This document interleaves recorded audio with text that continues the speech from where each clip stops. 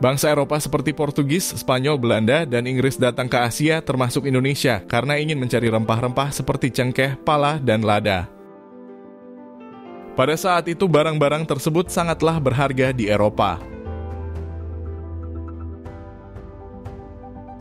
Selain menginginkan rempah-rempah, mereka juga menyebarkan agama gold, glory, dan gospel.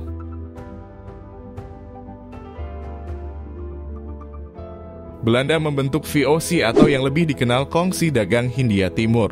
VOC masuk ke Indonesia dan mulai menguasai perdagangan rempah-rempah terutama Maluku dan Jawa.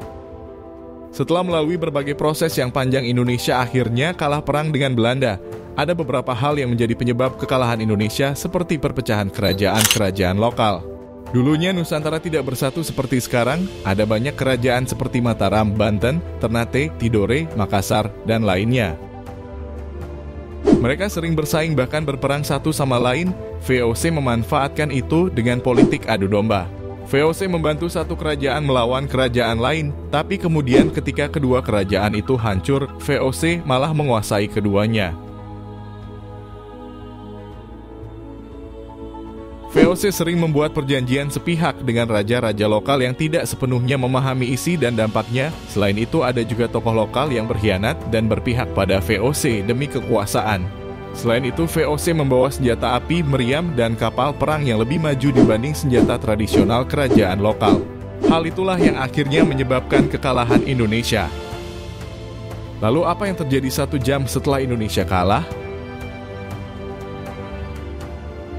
Peta-peta digambar ulang. Nama-nama pulau, gunung, dan sungai ditulis dengan ejaan asing.